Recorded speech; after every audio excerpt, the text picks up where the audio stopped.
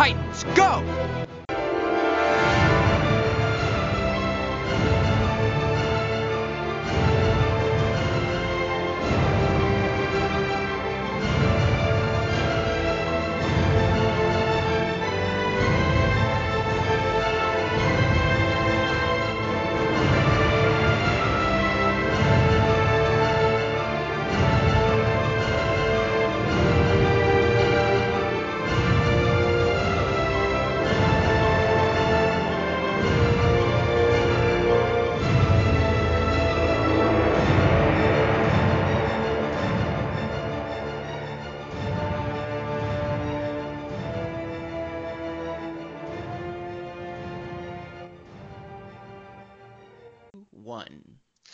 Hello again, everyone. Welcome back to Titan Talk, the Titans podcast, aka Titan Talk, the Doom Patrol podcast. Once again, as we're going to talk some more Doom Patrol. I'm Charles Skaggs, one of your co-hosts, and of course, with me here in Doom Manor, once again, is everybody's favorite co-host, my favorite co-host, Jesse Jackson. Hi, Jesse. How are you? Hello, Charles. Happy May 4th and happy Cinco de Mayo as we're recording this.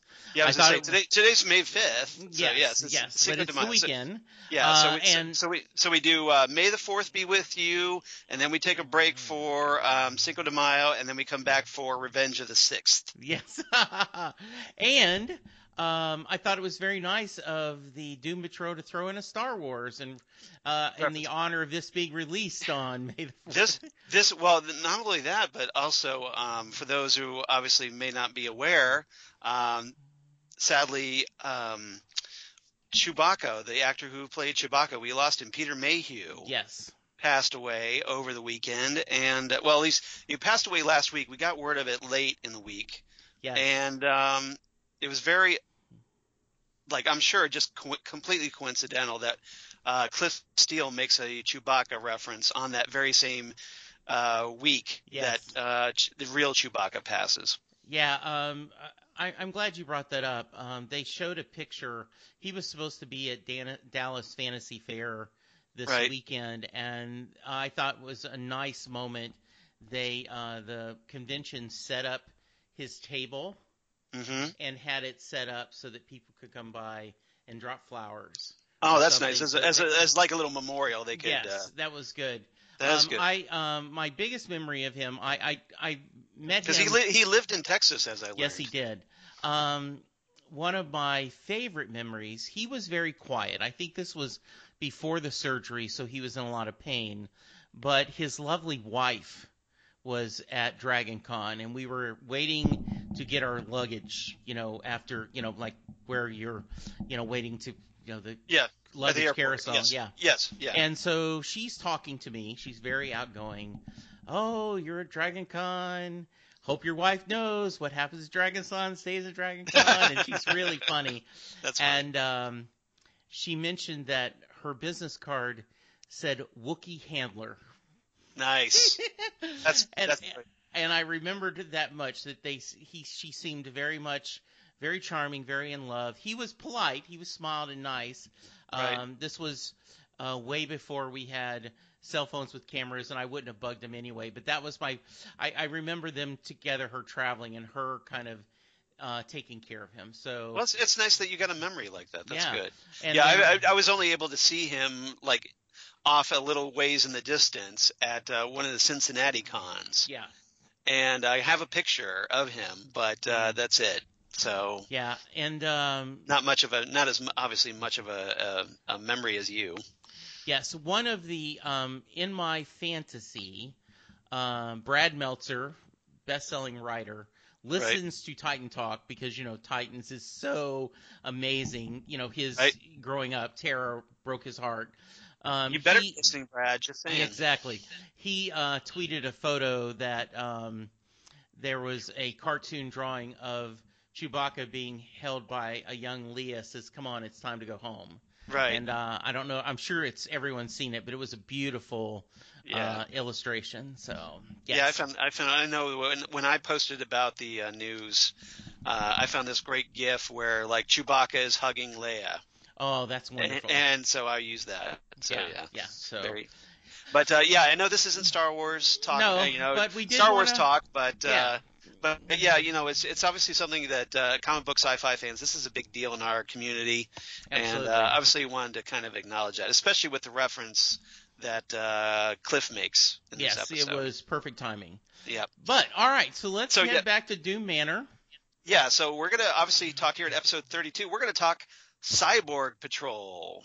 And this is obviously a big Cyborg episode, so this means it's very related to Titans. So this is why we're doing that here on Titan Talk, the Cyborg connection. And this was the 12th episode of Doom Patrol Season 1, just came out a few days ago on May 3rd, 2019, written by new writer Robert Behrens to the show, and Shoshana Sachi, who's already written a couple of episodes for Doom Patrol, including Donkey Patrol and Paw Patrol. She wrote those previously. Directed by new director Carol Banker. This episode. Okay. And I thought everybody did a great job in this one. Yeah, I thought it was a really another good episode. This series is really it's very tightly written. Yes. I mean, I don't,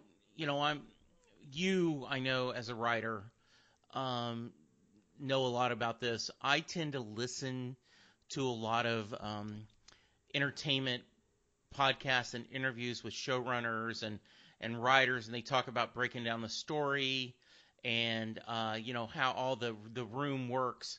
And I just imagine that this was a really strong, okay, we're going to do X amount of episodes, here's how we're going to do this. And it's really shown well. Yeah, it's a credit to their writers' room that they were able to kind of structure the season the way they did. And I like this episode primarily also because it we've had some like slow burning, back burning subplots, and those kind of get brought to the forefront in this episode with some huge dramatic turn at the end. And it's great. Like I was hoping that we would get some payoffs, and I was glad to see that actually happening here. We did, yes, absolutely. All right. Guest cast this week. We get the introduction of Devan Chandler Long as the mysterious 722, Vic's cell neighbor in the ant farm. Obviously, you need to pay close attention to this guy because, as it turns out, he's going to be revealed as the mysterious Flex Mentallo, man of muscle mystery, so stay tuned for that. He's been on some episodes. He played a character called the Foremost on Sci-Fi's The Magicians recently, and he also played a character named Kincaid on Marvel's The Runaways on Hulu. Okay. And he also played a character named Tat on Agents of S.H.I.E.L.D. So he's got some comic book TV show background here. He really, I thought while he was in his cell, looked a lot like Mick Foley. Right. From the with Mankind, the big hair. with the beard and everything. I was like, did they get Mick Foley to play this part? And I thought he looked like Alan Moore, but hey, that's me. No, very much. Mick Foley was one of Chris's favorite wrestlers when he was a young guy. Yeah, I know. Mankind, yes. Yeah. Mr. Sacco. Yes, but he does look like Alan Moore. So good point. Yeah. We get the return of Jon Briddell as Darren Jones. Major League A-hole. Mac Wells is Agent Dirk Ellis, who was introduced last episode. He returns to get his Reservoir Dogs groove on. We get the introduction of a character named Richie Crownfield as General Wampus, who ends up getting killed, or killing himself rather, in this episode. Keith Flippin as GS9 Patterson, one of the generals. He was in episodes of *Halt and Catch Fire*, *Minority Report*, the movie, and even interestingly, the Young Indiana Jones Chronicles. That one episode where Harrison Ford actually returned for as Indiana Jones which I thought was cool. The Rhythm of the Blues or whatever it was. That episode. Darla Delgado played Major Arbuckle, and she's been in episodes of Nashville, Sleepy Hollow, and the 2004 Punisher movie. So that's an interesting selection. We had Alicia Ying as Lab Tech Lee, who gives Cliff all kinds of crap in this episode. And we had Ted Ferguson as an older version of Forsyth, a character we've met previously. He's been in episodes of Preacher, the movie Logan, and the 2010 remake of True Grit, which I really like. So some interesting cast members this time. Oh, yes. Very interesting. And so we some quick trivia before we get into our main topics. This episode was very loosely based on Doom Patrol Volume 2, number 44, which was called Voices. And in the comic, the Grant Morrison and Richard Case comic, the characters Dorothy Spinner and Flex Mentallo are the ones who get captured by the Men from Nowhere, who in this show are substituted by the Bureau of Normalcy. And they get brought to the ant farm underneath the Pentagon. So we really get to see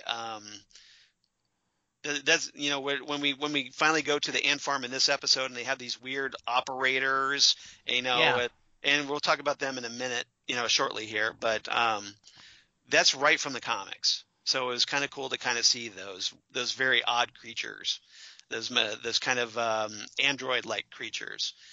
And then also one other little trivia bit I want to mention before we get going. When Darren Jones is talking about jamming a fork into his wife's eye late in the episode, that really disturbing story that he tells Rita and the others, that's a nod to Doom Patrol number 35, Jones's first appearance, where there's a scene where Darren's boss is coming for dinner in this very very dark version, almost of a like an old like Leave It to Beaver type 50s type setting sitcom, and he's allergic to what she's making, which is called skinless stew, and Jones is just angry that his wife may have spoiled a chance at his promotion, so he jams a barbecue fork into her eyes. As the audience laugh track goes on, and it's a very dark, twisted version of a 50s sitcom, and so it's kind of interesting that they would give that little nod to the comics there. It's a little Easter egg if you're a comic fan, essentially. Okay. Wow. Yeah. So, but other than that, if you're ready, let's go into our main topics. Let's do it. All right. So topic number 1, and this is a big one. And yes, there is a theme this week. Okay. Topic number 1, short circuit. And this, obviously, I want to talk about Vic, and I want to talk about Silas, and as we find out at the end, Mr. Nobody. Because all of Vic's problems seem to be revealed as, once again, Mr. Nobody tormenting the various Doom Patrol members one-on-one. And for Vic, it has horrible consequences. So what did you think of Vic in this episode? So I think, first off, yes, great performance. Yes. He very much captured the kind of confusion that he's feeling. Right. I think this was a really good job. When we you're talking about Joyvan Wade. Yeah. There are times when, and we'll talk about this in one of your other categories, I'm guessing. Yeah. But as an audience member, you're in the joke, or you're in the story. Yes. I wasn't sure about this because of the way his dad is portrayed. And we've already talked about what we really like that actor. Are you saying that you weren't sure if you could trust Silas? Yes. Okay. And so when you saw the videos, there are times when you go, "Oh, come on, Vic, you should know that's fake." Right. The only one I thought was a little too much was the very end, where they talk about, "Hey, maybe you're going to, this would think it would That, think human cells need to be repaired and he could become 100% cyborg. And, Silas goes, where Silas's assistant is warning him, hey, yeah, look, if you do this, you're going to turn your kid into completely cybernetic. yeah. And he's, your point? Yeah, That when I knew, okay, that's a little over the top. right. If they had said it, But to Vic, yeah, to Vic, he's being very paranoid at this moment, and he's yeah, got these inherent trust issues with his father, and he's also being kind of half driven crazy by Grid. yes, So yeah, he's keep gritting. not thinking clearly at all. Yeah, exactly. So, I just thought this was a great story. I was very Very, sad very by the tragic. end. I kept hoping, okay, maybe his dad's not really dead. Maybe his dad's not really dead. Right. But it looks pretty often that Mr. Nobody would not show up too early. Yeah. So he's now killed his father. It's not looking good for Silas, let's just It say. does not, yeah. Yeah. And Yeah.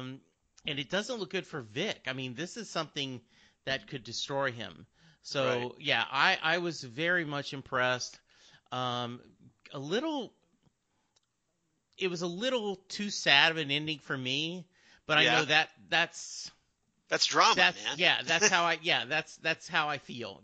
Right. I'm not It's saying like Game of Thrones. You don't always yeah, get your happy endings. exactly. So, yeah, I just I thought it worked really well. The interactions, him snapping like that, the payoff with Mr. Nobody, and Alec Tudyk saying, "I told you not to come look after me," as Right. in this is your own fault. I It's mean, like, see, I warned you. Yeah, exactly. Like you're shifting blame. It's like, no, this isn't me. This is yeah, all you because you wouldn't leave me alone, right, and you had all of these trust issues with your father, yeah, and this is just you. You're the one who did this. So he's basically yeah. absolving himself of all responsibility for this. Yeah, it's like a abusive spouse saying, Right. Right. why do you do this to me? Yep. If you would just do what I told you to do, I Yep. wouldn't have to do this. And it Or was, like a childhood bully going, stop hitting yeah, yourself. Stop hitting yeah, yourself.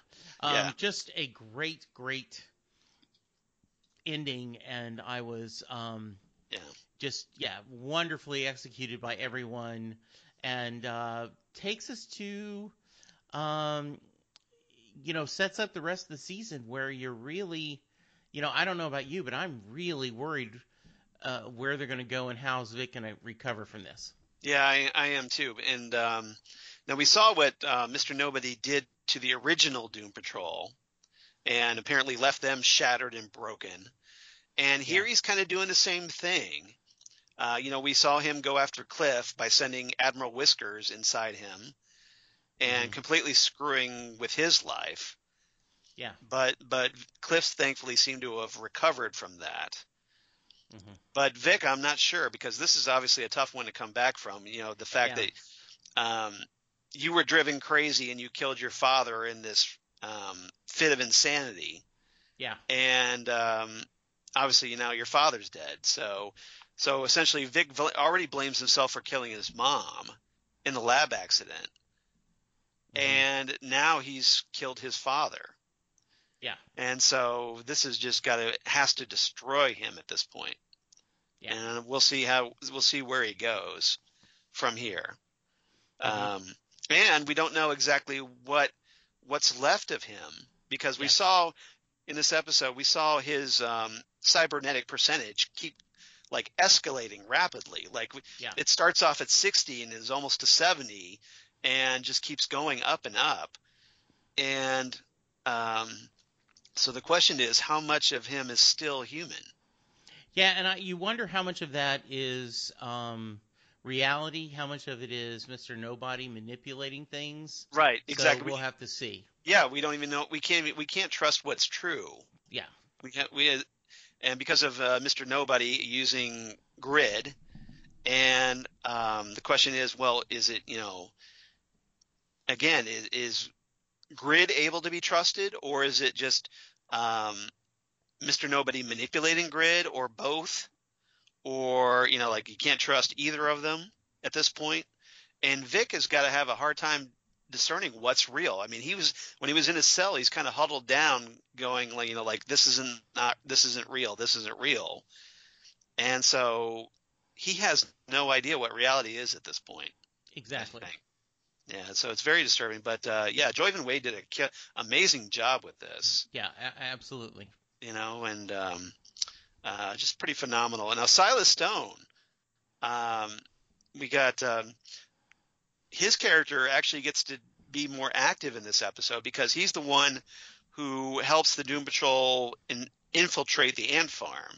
Yes. And so what did you think of his plan to essentially – he was expecting the ant farm to expect him to betray the team. Yeah, and so what did you think about all that?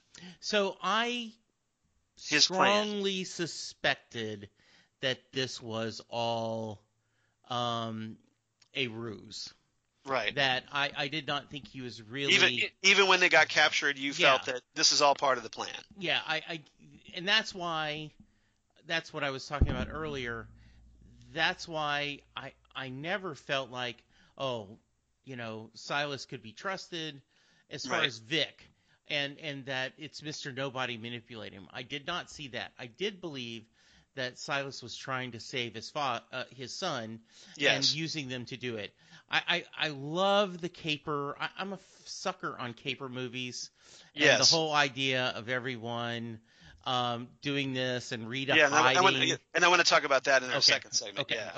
But I just knew, and I'm glad that they cut back and showed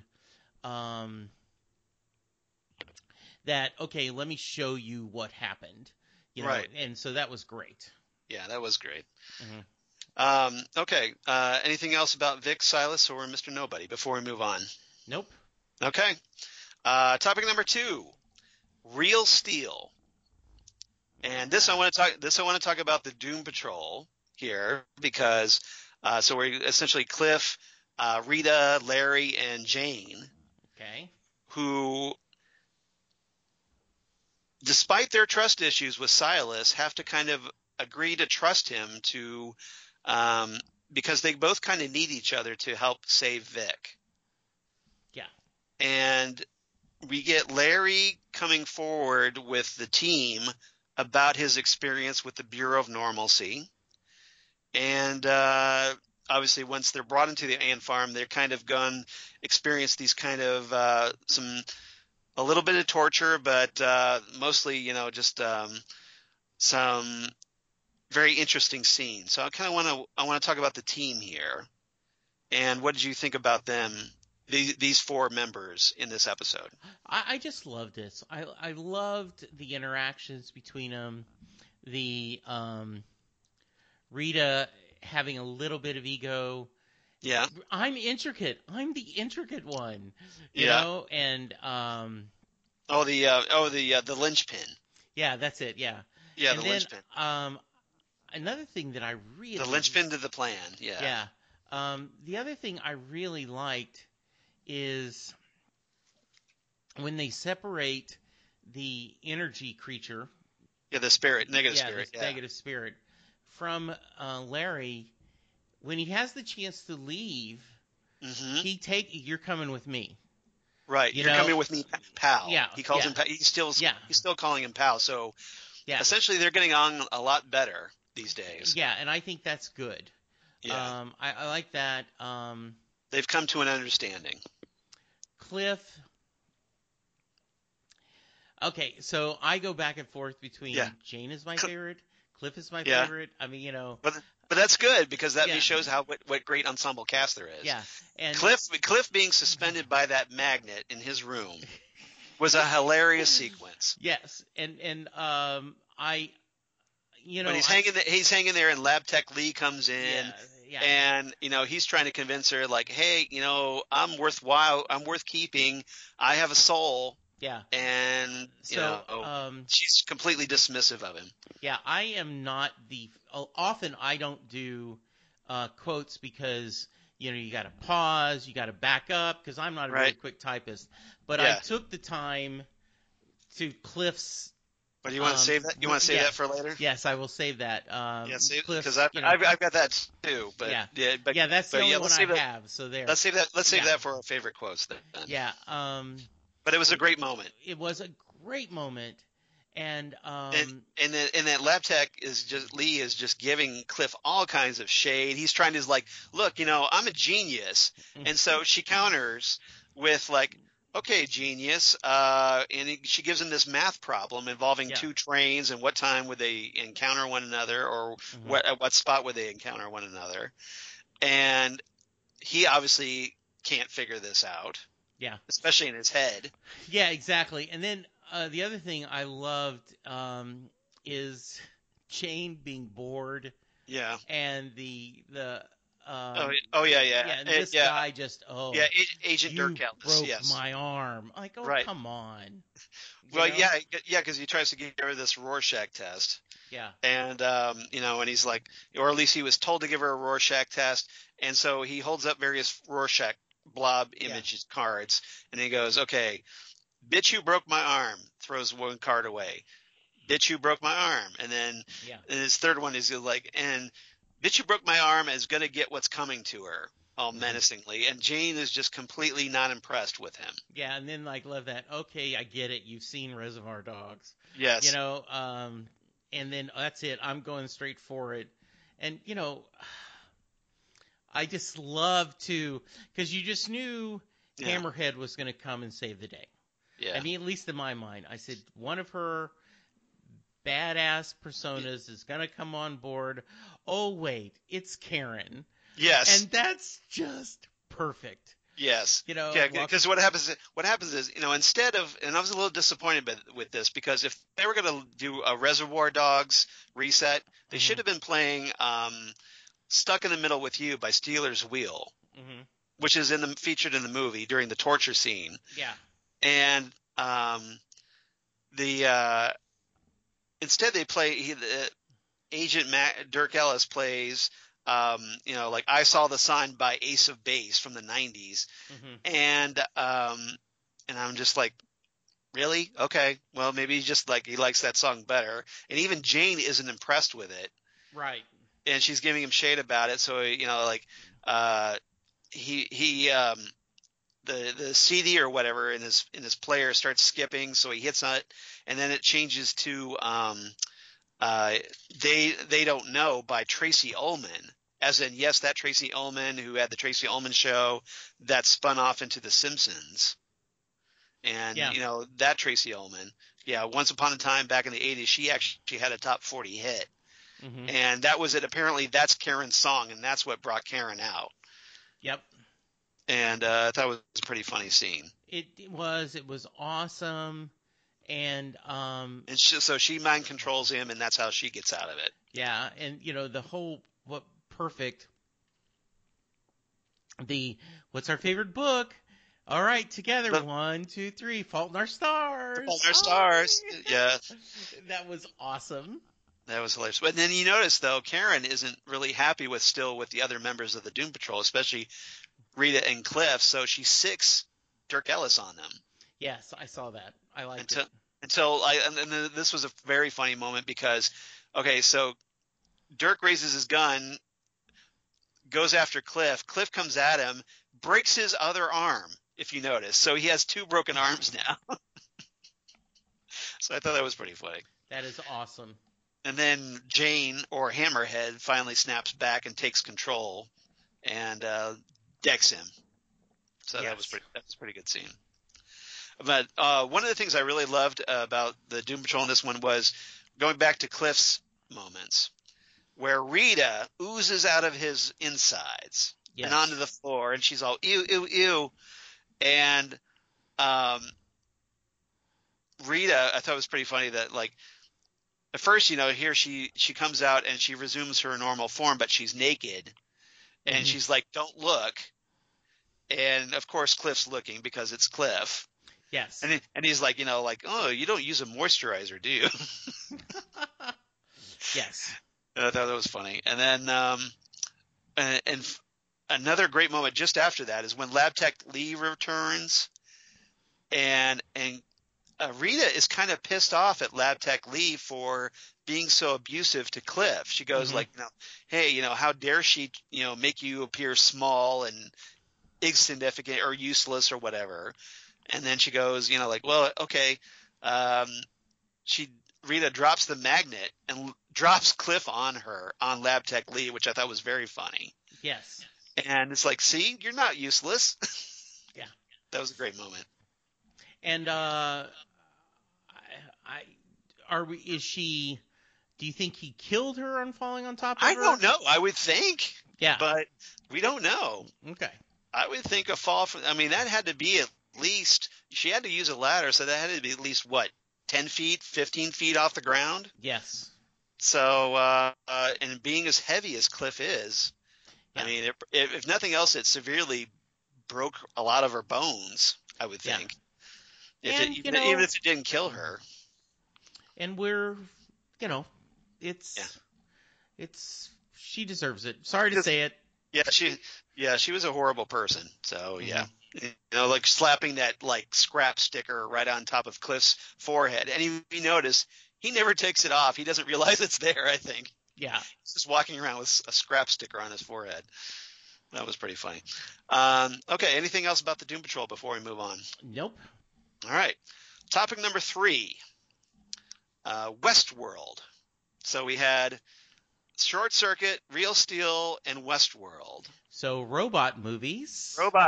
So Short Circuit from 1986, Real Steel from 2011, and Westworld, the original, not the TV series, the original movie with Yul Brynner from 1973. Yes. Very simple theme this week, robot movies in honor of in honor of Vic and Cliff, I guess. Mm-hmm. But here I want to talk about 722, the mysterious 722, Darren Jones, and the Ant Farm. Okay. So what did you think of 722? I mean, we talked about how he looked like Mick Foley or Alan Moore. Mm-hmm. But apparently 722 is just he reaches out to Vic and talks to him as Vic, Vic's trying to escape, and 722 is just like, don't bother. Yeah, you get to serve your country, you come back and you get a sandwich. Who doesn't like sandwiches? Not to spoil, but I almost picked sandwiches as my my rating icon. This was I really found him interesting. Yeah. I thought was really interesting is he heard some of the internal dialogue of Grid. And so and Vic is all like, how did you do that? Yeah. And then 722 immediately changes the subject, going like, look, I'm trying to watch my show here. Yeah, exactly. Like he's watching the soap opera Secret Hearts. Yeah, that was great. And apparently 722, as we learn, has been presumably experimented on several times. And he comes back and there's they've given him some luxuries. Like he's got a recliner chair. He's got fuzzy slippers, a color TV, obviously a little more than Vic has in his cell. Mm-hmm. And, he seems very content there. And probably part of that is because, as we understand things, when he's brought out for experimentation, somehow they must erase his memory of what happened. Because he's not quite sure. He says, well, I don't know, what happens. Vic asked him, what happened while you were out there? Mm-hmm. And he's like, oh, I don't know. I can't remember. Yeah, so it's like they wipe his memory. They obviously do some kind of memory wipe. Yeah. Yeah. So, but obviously at the end of the episode, presumably he's released. Mm-hmm. And knowing who he eventually is revealed as Flex Mentallo, we'll see what happens to him next episode. Mm-hmm. But I thought it was a really interesting way to introduce the character, because in the comics he was kind of introduced as kind of like a homeless guy on Danny the Street. Mm-hmm. And here he's kind of introduced as this fellow prisoner to Vic. So that's obviously a divergence from the comics. Okay. But I thought it was an interesting one. We get the return of Darren Jones, and Darren and really the whole like Ant Farm Bureau of Normalcy organization is anything but normal. If you notice, it's kind of ironic because they're into some weird stuff, as it turns out. They are very weird. Now, what did you make of them in this? What did you make of the Ant Farm organization in this like the episode? the general eating the fast food burger. Yeah, it's like he gets this like covered dish Yeah. brought out to him by his like a female secretary or something, and he opens it finally, and it's a Big Mac in a cardboard container. Yeah. So I'm sure like Donald Trump would approve, and just he starts chowing down on this thing, but he seems like this General Wampus seems like he's been seriously brain fried at some point. He's not talking sense. He's just kind of nodding along with everything the others are saying. Mm-hmm. And he makes this like weird comment at the beginning going, "We mustn't upset the butts." Yeah. And you hear that comment at first, you're like, what does he mean by that? Mm-hmm. And as we find out later, well, hey, there are actually these really bizarre creatures called the butts, which are exactly as advertised on the wrapper. These walking butts that are walking around on their hands because they have no legs or whatever. They're actual posteriors that have eyeballs, and their butt cheeks open as with sharp teeth, and they can attack you and kill you. So what did you think of that whole bizarre scene when the butts are released from the cells and they're just swarming through those corridors, and they actually get a hold of Darren Jones and drag him into a room? Not sure if we'll see Darren ever again. One, I'm glad. Yeah. You thought Darren had a coming. Darren deserved the death. Yeah. It's okay, Charles. Yes. I was totally fooled. Yeah. I should know this show that sometimes they're going to be literal. Right. But I wasn't. When I heard butts, I was thinking that's just a derogatory term they're using for their captives. Yes. And then when you see the this swarm of butts, you're like, oh my goodness. And you can't believe what you're watching. I cannot believe. Now, that's something that this wasn't from the comics at all. This is something the show came up with on its own. Well done, show. And there's something you don't see every day, is that? Mm-hmm. Yeah. Yeah. But, very surreal image, and that happened, essentially. Now, what did you think of the odd operator creatures that were kind of like there's like an information room where everybody's kind of hurriedly passing folders and stuff back and forth, and we have the operators, which are these weird cybernetic creatures that have like these kind of like mini telescope eyeballs, and they're kind of like being raised and carried over by a hydraulic motor across the room and back and forth. And what do you think of that whole imagery? I just thought they were weird. That was you got the point. Yeah, I just thought it was really, really disturbing. weird. Yeah, very much so. And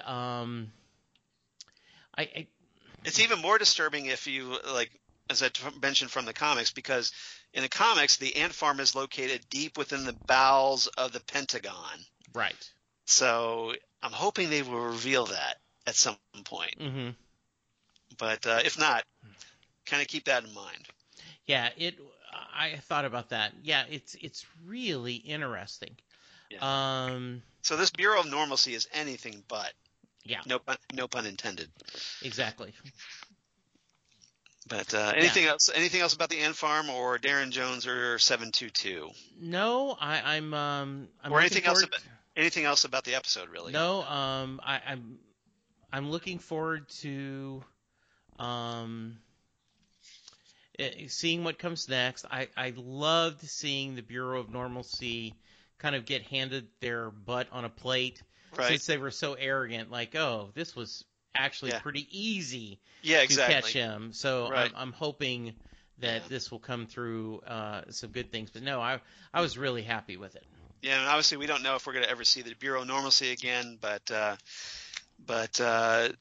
you know, it kind of tied up that loose end at least. Absolutely, yes. For right now, anyway. Mm-hmm. All right. Okay, so if there's nothing else, Nope. Let's go into our favorite quotes this week. All right, so I'll just start us off since I have the one. Yeah, go ahead. So Cliff is hanging from the ceiling. Yeah. And he's talking to the, lab person. Yes. Yeah. So what are you going to do to me? Torture? Surgery? Reprogramming? Because I warn you, I've been through a lot. A crap ton. An S ton. Yeah. Yes, edited. Yep. Hive-minded Nazis. Giant evil eye. Whole effing town being swallowed up. Stabbed an alligator in two for my daughter. So lay it on me, Four Eyes. Take your best shot. Because I don't crack. That was a great line. I just loved it. I love that. He's being all defiant. Yeah. And Lab Tech Lee is just like, that's nice. Yeah. Ignores him. That was pretty exactly. Fun. Yeah, very, very interesting and very funny. Yes. Brendan Fraser always brings his A game. He is. He really does a great job on this. Cliff is essentially the heart of the Doom Patrol. Yes, I agree. And he's the everyman. He gives the everyman's point of view, and it's always fun. Always fun to get him. Mm-hmm. I liked an early exchange between Rita and Cliff, where they're talking about whether they can trust Silas. And Rita goes, "Vic wouldn't want us involving his father. He doesn't trust him." And Cliff replies, "I agree. Silas is a grade A douche nozzle. Is it possible this will just work itself out? Vic's not like us. He's effing Cyborg, a real superhero. He can use his computer thingy, bust himself free. I don't know. Send a text to Batman." Yeah, that was awesome. That was a good line, I thought. Let's see what else we got here.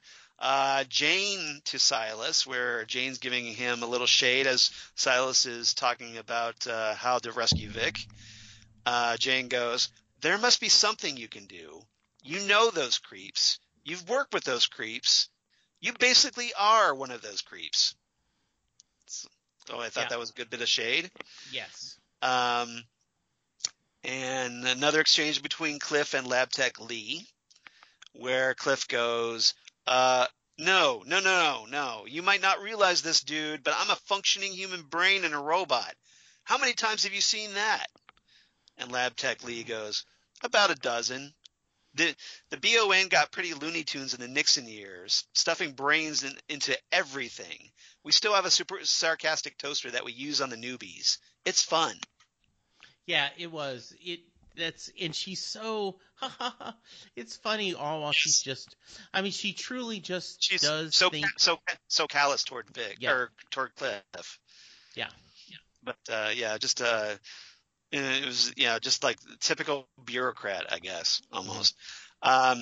A good exchange between Rita and Cliff just after Rita oozes out of his insides, where she goes, "Ew, ew, ew, ew.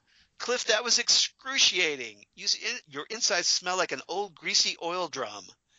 And Cliff replies, "Hey, that wasn't me. It was the rat that was running around inside me. I told Vic to put an air freshener in there," which was a nice callback to way back when Cliff said, "Yeah, you want to put like an air freshener in there?" So I thought that was good. I thought that was great. I like the reset. And then, of course, Jane's great line when she's facing off against Agent Dirk Ellis, and he's trying to do his little torture thing, and she goes, "We get it, douche flap. You saw Reservoir Dogs. Do me a solid, chop off my ears already so I don't have to listen to another verse of Ace of effing Base." Yeah, I love that. That was great. Yes. So that was good. Yes, So a lot of great lines in this one. it Uh, was. and just made for this is a home run, or not really a home run, but it was pretty strong this episode. Yeah, So no, what? I would give it a home run. I give it What's your 9 out of 10 scrap stickers. nice? Yeah, I mean it was just really good, and I understand why it ended in a down note, which was perfect. It was such a funny episode, and to end so tragically was perfect. It kind of made me a little sad because I was like, oh, we were having a good time. Oh no! Yep. So, what's your Yep. rating? We're in sync this week. I give it 9 out of 10 Big Macs under a covered dish. Ooh, perfect. Yeah, so Mhm. really like this episode. A lot of fun. Great seeing the ant farm brought to life, and a lot of good character moments. The whole team was kind of part of this one. And you notice we're seeing a lot more of Rita being involved with the team, Yes. despite her protesting Yeah. and her kind of like going, "You're not seriously going to trust him." She ends up going along with it, Yeah, she did. especially after Silas refers to her as the linchpin. Yeah, and I also like the fact that she's starting to be able to control herself. I Yeah, talked about that last week, and I think that's a stronger. I think it's run its course. I think it was yeah, important right. but now that she has come to grips with herself, I think that's just really important. Yeah, because she easily put herself back together after oozing out of Yes, Cliff's insides. yes. So that's So good. yeah, that Hmm. was good. So yeah, Yeah, hopefully it sounds like Rita's on the right path, or at absolutely. least maybe she's not quite there yet, but she's definitely heading in the right direction She is at, getting there. Absolutely. at last. Okay, Okay. uh, I don't have any Titans Tower news, unfortunately. I just tweeted Yeah, Um, while I had just saw this, there was a released or leaked photo of what could have been Starfire's outfit for the first season. yeah. I just if you guys look at our Titan Talk Twitter, you'll see it there. Would have looked a lot better. Yeah. So Maybe you want to throw that up on the Facebook page I as will. well. I will Yeah. do that. Yes. All right. All right. All right. So I check have that out. Holly's email. Yeah, go ahead. Do you want to read Okay. it? Yeah. Okay. Hey, Charles and Jesse. And this What? is regarding Cyborg Patrol. Yes, she called it Robot Patrol, which I thought was But funny. yeah, but Hi, it's Charles and Jesse. yeah. What an episode. The timing of this episode was perfect. It really flew by. I really feel for Vic and what he's going through.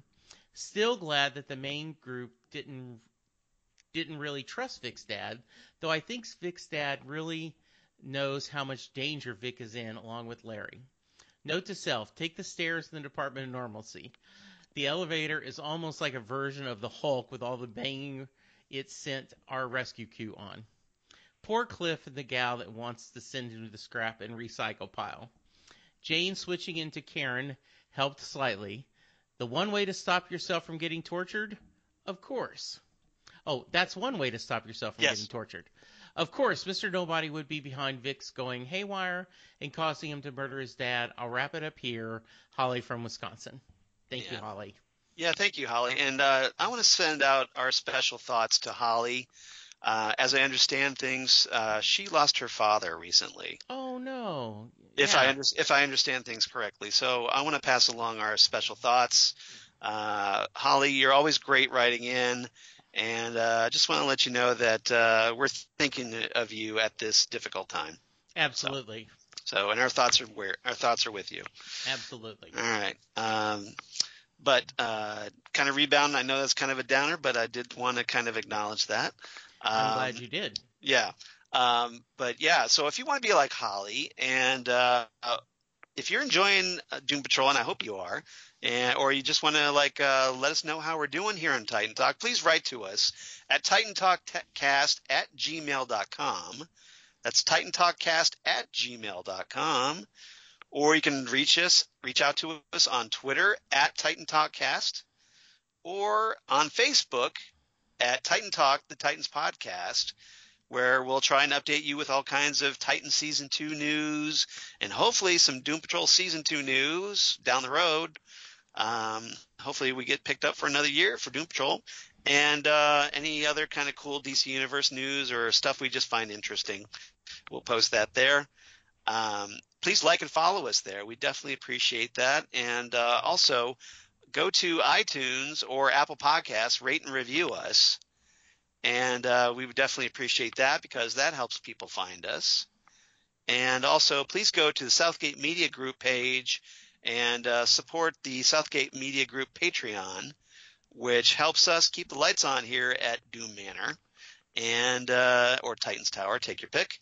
And that helps us get these wonderful Southgate Media shows, including Titan Talk, the Titans podcast, out to you guys. I'm sure Rob Southgate, our executive producer, would definitely appreciate that. Looks like he is having a blast. Him and his lovely His wife, family. Yeah, are having a great time. And their daughter Molly, Molly. They're touring London and Dublin, and I am all kinds of jealous because I've been to both cities, and I desperately want to go back. So I am all kinds of envious of them, and hope they had a good time. But next time if you guys go, make a little space in your luggage for me, Yeah, right? Exactly. Yeah. I mean, you might have to pay that extra, weight fee. Yeah, but it's worth it. Yeah. Totally worth it. Just Absolutely. saying. Yeah. Mm-hmm. All right. Jesse, other than that, where can they reach you on the interwebs? So you can reach me on Twitter at Jesse Jackson DFW. I am on Facebook, Jesse Jackson, Louisville, Texas. You can hear me talk Doctor Who on a routine basis with the best Doctor Who co-host in the world, Charles Skaggs. Who? What? Where? And Charles has been doing the heavy lifting while I'm taking a little time off while I'm doing my Game of Thrones podcast. You see where his priority is, right? Well, just if there was new Doctor Who, I would be putting it on right away. There's always new Doctor Who. It's all out there. Stuff you haven't seen yet. So Charles is doing a great job of coordinating some guest hosts like Sam Sprouse, Christine from the Small Council Matters, just on and on and on. John Takis. We have Lee Leonard coming up once again. I'm going to be recording with him later today as we discuss The Girl Who Waited, which is a great episode. Yes. So, a lot of stuff. So we had just a lot of stuff. I also can be heard on Set Lusting Bruce, the Bruce Springsteen podcast, where I talk to Springsteen fans from around the world, talking about their Springsteen journey.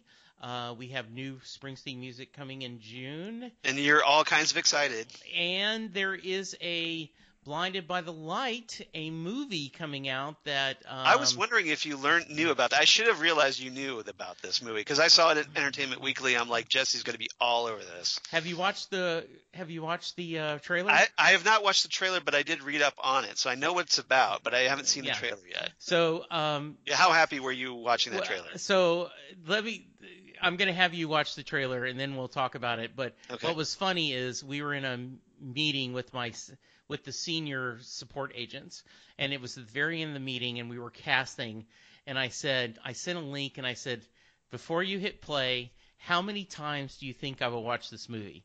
So they're watching it, and for the first minute or two, you can't tell that it's a Springsteen movie. Yeah. And then it clicks to a moment, and they start screaming, and one's like, 37 times. You're going to see this more than you've seen Avengers, more than Batman. This is amazing. So, yes, you should check out the trailer. Yeah. So, Charles, when you are not talking Doctor Who and Titans with me and listening to me go on and on about Bruce Springsteen, where can they find you? They, of course, can find me at Charles Skaggs on Twitter or at Charles Skaggs on Instagram. Not Google Plus anymore. I'm sorry. I get it back in my old habits. Facebook at Charles Skaggs in Hilliard, Ohio. And let's see here. My blog of geeky things. Damn good coffee. And hot. Damn good coffee and hot, where I talk about all kinds of comic book, sci-fi news of the DC Universe shows, any kind of casting or show information that comes out about Titans, Doom Patrol, Swamp Thing, Stargirl, any of the other DC Universe shows, or news of my other podcasts I do for Southgate Media, including the aforementioned Next Stop Everywhere, the Doctor Who podcast that I do with Jesse and assorted special guest companions right now. And then also Ghostwood, the Twin Peaks podcast I do with Zan Sprouse, who has helped us out on Next Stop Everywhere recently. Did a great job there. And on that, we talk about all kinds of course, Twin Peaks, David Lynch, all kinds of, whatever weird pop culture references. So if you're into kind of the Doom Patrol thing, you might want to check us out on Ghostwood, the Twin Peaks podcast. We definitely appreciate that. And I think that's about it. I think so too. So, recently I did post my big Avengers Endgame review on Damn Good Coffee. You did. Spoilers, I liked it. But, yeah, I thought it was good, yeah. But if you're looking for a big spoiler-filled review, there you go. I laid it all out for you. There's lots of typing involved, needless to say. Yes, I bet. So many characters in that movie. Yes. But it was good. It was good. And you enjoyed it, I'm sure. I did. I loved it, yes. Yeah, so other than that, everybody come on back next week for our next episode, Flex Patrol, which is the 13th episode of Doom Patrol, where we have the Doom Patrol trying to restore the memories and abilities of Flex Mentallo, man of muscle mystery, while Rita confronts her self-doubt and Larry realizes how tied he is to the negative spirit. So we'll see very nice. We'll see what happens there. So maybe some more Rita coming to terms with herself, it sounds like, and we'll see what Larry's connection to the negative spirit is now that this negative spirit has been released from that container. Yeah, that's that was a great moment. So good. Yep. Well, Charles, enjoy the rest of the weekend. I will, and thank you again for doing this podcast with me. I always enjoy talking with you. I love talking to you, Charles. It's always great. And I'm so glad you're enjoying the show. And we only have 3 more left of season 1. So we're going to come into the head, and obviously we're going to be building right up to the big battle with Mr. Nobody. I have no idea how they're going to stop him, but we'll find out. I have no idea either. But at least they're keeping us guessing. So we'll look forward to that. And everybody, come on back. Next episode of Titan Talk, the Titans podcast, where we'll talk Flex Patrol. And we see you next time right here, Titan Talk, the Titans podcast. Goodbye, everybody. Goodbye.